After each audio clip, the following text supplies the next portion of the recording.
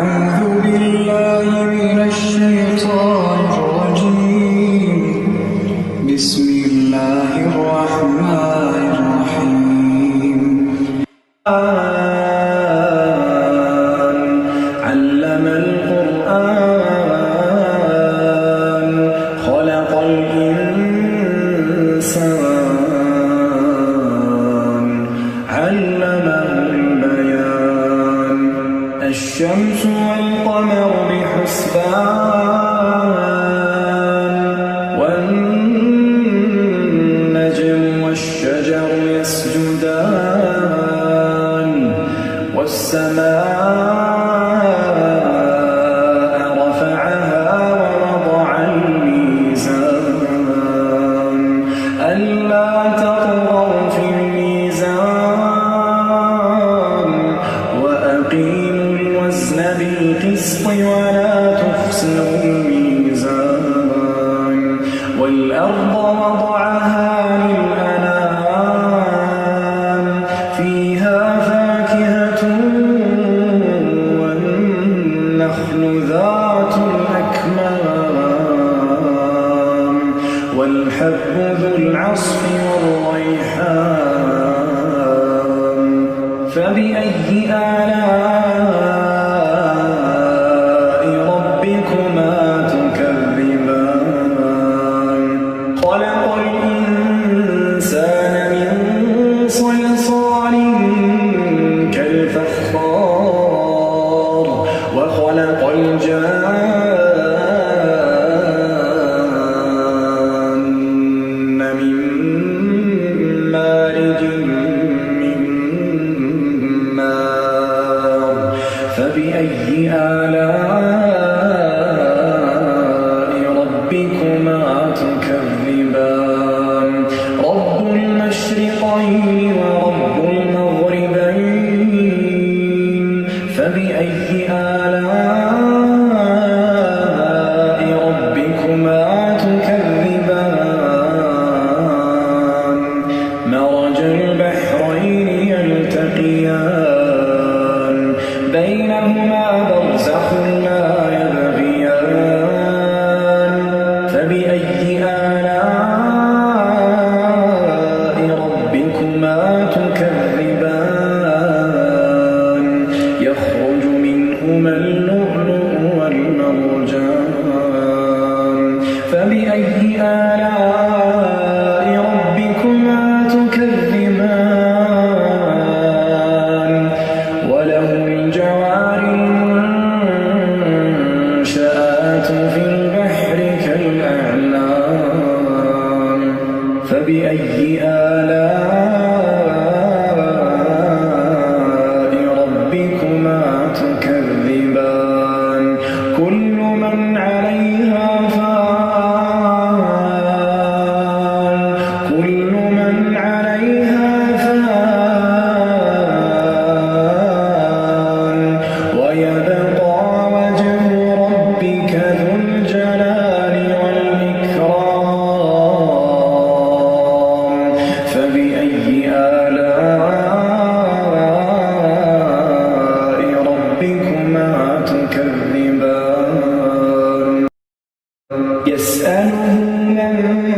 في السماوات والأرض كل يوم هو في شأن فبأي آلاء ربكما تكذبان سنفرغ لكم أيها الثقلان فبأي آلاء ربكما تكذبان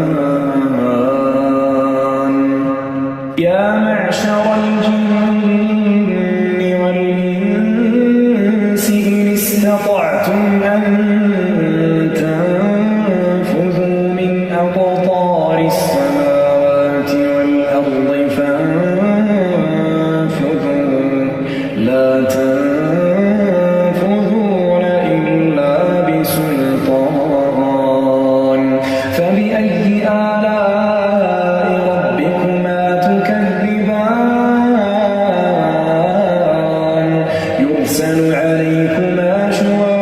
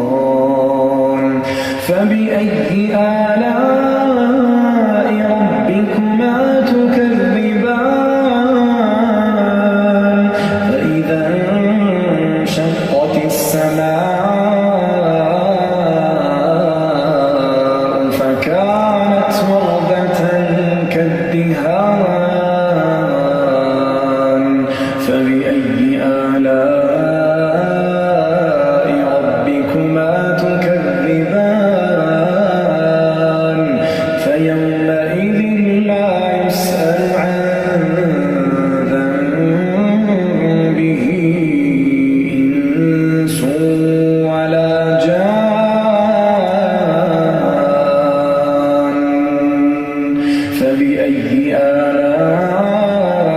آلاء ربكما تكذبان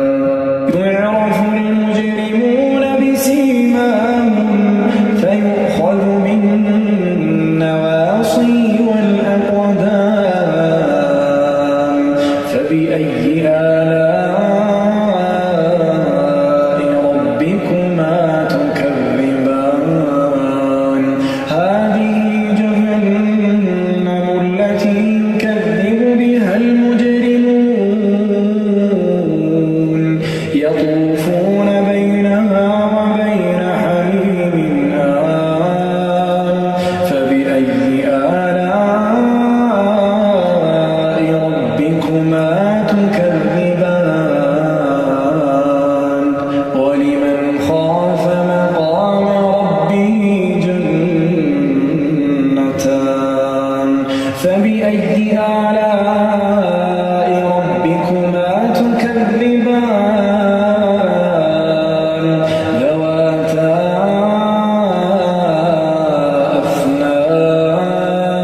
أفنان فبأي آلاء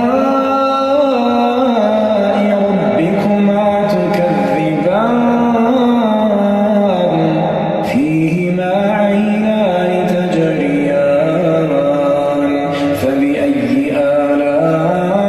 آلاء ربكما تكذبان فيهما من كل فاكهة زوجان فبأي آلاء ربكما تكذبان متكئين على فرش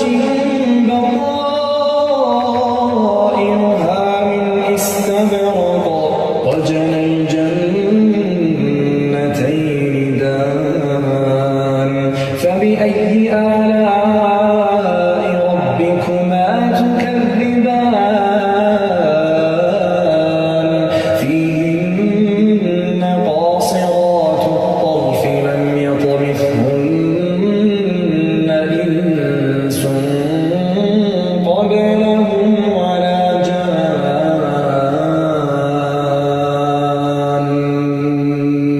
فبأي آلاء ربكما تكذبان كأنهن الياقوت والمرجان فبأي آلاء ربكما تكذبان هل جزاء